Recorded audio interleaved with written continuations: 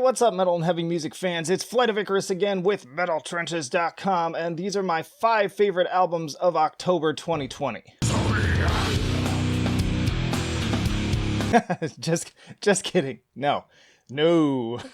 And hey, if you like to be kept up to date with the best and brightest metal bands and albums from the underground and above, then stick with me by hitting that subscribe button down below. Let's get into it.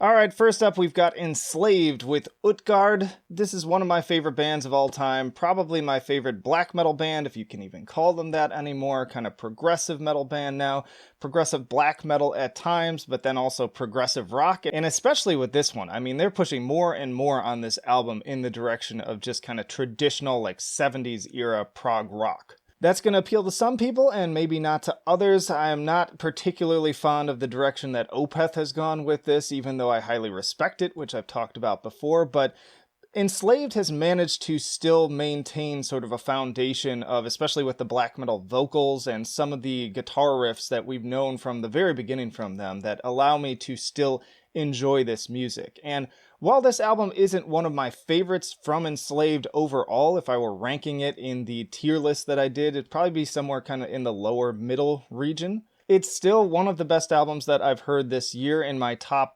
25 at least, maybe. I love the melodies. There are some really catchy choruses that I absolutely love, like Homebound. You can't not sing along to that. Mostly really solid songwriting, love the performances, love the fusions. It's just a really great time, and if you're a fan of the band already, you're gonna love it. And if you're new to the band and maybe you've never listened to them before and you fancy yourself kind of a fan of things like Rush and King Crimson, this is the perfect entry point for you.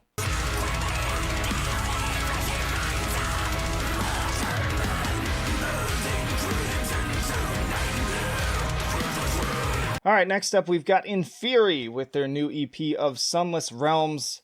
Inferi, man, they are so good. They have not put out a dud of an album. I feel like every album just subsequently gets better. I loved Revenant. I love their recent re-recording and reimagining of The End of an Era. And now this EP, I don't think it's hyperbole to say this is some of the best music that they've ever done. The production is in top form. The performances are all rock solid. The guitars, man, so much I could say about the guitars. Like, this has always been a highlight of the band for me, and I feel like for a lot of people. And if you just want crazy technical death metal, progressive death metal riffs and just hook after hook, this thing is a hook machine. I believe I put it in my full review. Such a great time, and even though you're only getting a few songs, again, like, they are all top notch. There's not a dud among them. There is no wasted space. This band just absolutely killed it, and I'm always excited to see what they put out next. Probably one of my favorite death metal releases overall this entire year, and in terms of technical death metal, probably beaten out just by Beneath the Massacre, but you definitely need to give these guys a listen. And also you can check out my past interview with Malcolm, the guitar player and one of the owners of the Artisan Era label, on the podcast.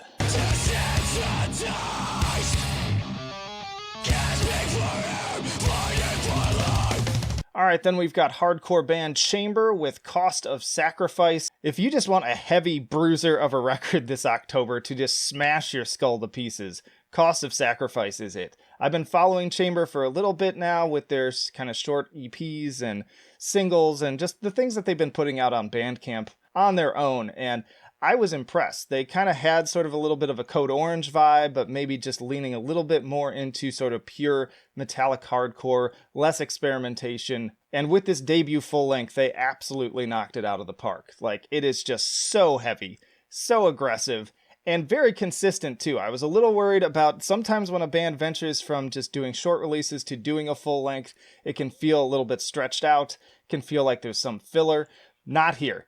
Every single song is fantastic, and not only that, they all have their own little subtle differences too, and I attribute a lot of that to the fact that in addition to just the caveman beatdown, aggressive, like, breakdown riffs, there's also some layering with some very, like, mathcore sounding riffs, and I was really careful in my review to say that this is not a mathcore album, but there's clearly some influences there from like early Norma Jean and other bands of that nature with these very noodly cool guitar riffs that add a little bit more personality, make it distinctly sound like Chamber. and just make for a fun time too. Lots of cool pace changes as well. The drumming's excellent, and the vocals are just pure aggression. So do yourself a favor, do not miss out on Chambers' debut album.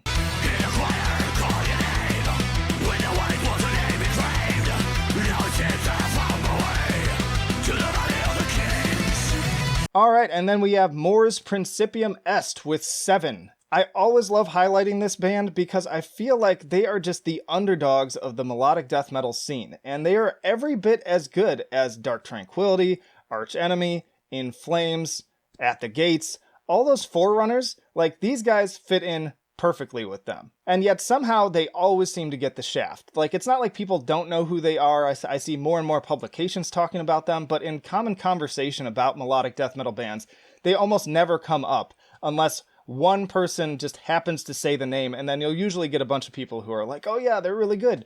But man, do yourself a favor. Do not miss out on this album. Like, I was even talking to a fellow reviewer and they're like, oh wow, I didn't even know they had another album coming out. Exactly. What the hell? It's like, come on, give these guys some more marketing, give these guys some more juice, give them some more word of mouth. Please, I beg of you, after this video is over, if you only do one thing, please go out there and let everyone know that they need to listen to 7. Because I gotta tell you, in addition to this band just cranking out great consistent albums every single time, this may be their best album.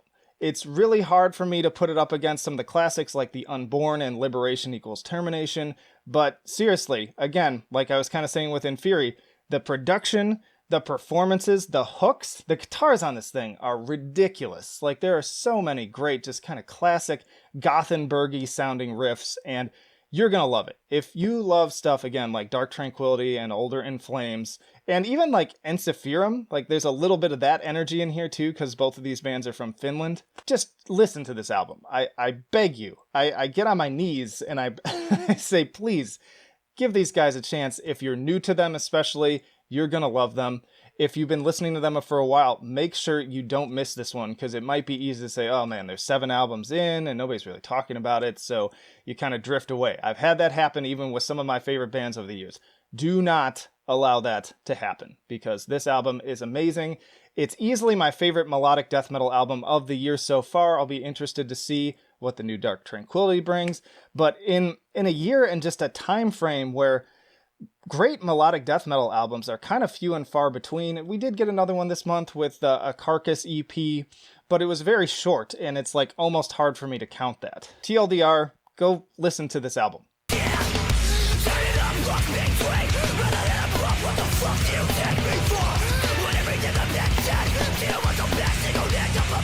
And then last but not least, surprising even myself a little bit with this pick, I had to ultimately add Tala with Matriphagy. This was an album that in my review I gave it a B-, and I gave it a lot of strong points. I really enjoyed it and loved just this way that they fused classic nu metal sounds, particularly of like Korn and Slipknot, with some like death metal, some breeze, some deathcore. And Justin, the vocalist, I had him on the podcast, and I gotta say, it's been one of my favorite episodes so far. He is just such a funny, entertaining guy, great personality. Really had a great time talking to him, and then getting in deep to hear about all of the influences and the stories behind recording the album and getting the band together added an extra layer.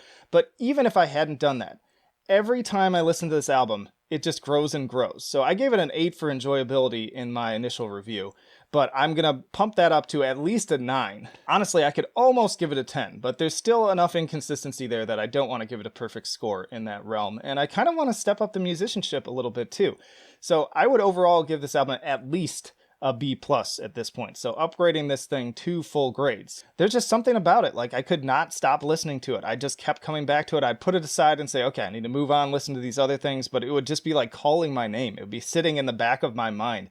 These songs that had wormed their way into my head, certain hooks and things like that. And then again, with Justin, one of the reasons I really want to talk with him is because he is a crazy vocalist, and man, the things he does with his voice on this album are fantastic. From, again, he throws in some of the like breeze by surprise. He has this part where it's like kind of like a brie or just like a death metal deep vocal, and it slowly escalates into this very high-pitched shrieking scream. Something I'd just not really seen a lot of other bands do. It's fun to see people play with their voices. He kind of, in a way, reminds me of like a young Mike Patton, maybe even like an early career Serj Tankian from System of a Down. There's definitely some Jonathan Davis in there as well. This guy just loves his craft and loves to do different things, and you're gonna hear that on this album. And even if you don't particularly love it, you're gonna respect it. But I'm telling you, if you listen to it once, you may even listen and say, I don't think I like this. In fact, I was joking with Justin on the podcast when I was looking for his information so that we could sign on together. I found an old email I'd forgotten about, and when they had initially sent me a couple of the singles, my response was, I don't really know if I like these vocals. And that just cracked me up, because that's now like one of my favorite parts of this album, and it just got under my skin. It seeped its way in, and I could not stop. So give it at least like 2 or 3 listens even, and then put it aside. And if you don't come back to it, fine, but I'd be kind of surprised. Ah, so you come crawling back, you cheap sack of shit.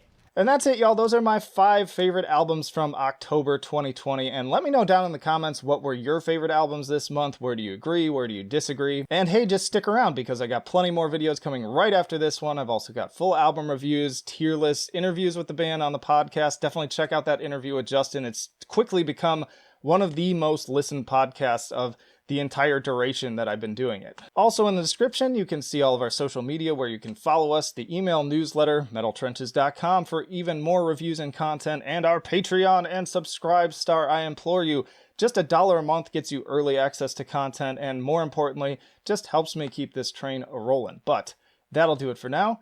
Flight of Icarus signing off. I will see you in the trenches.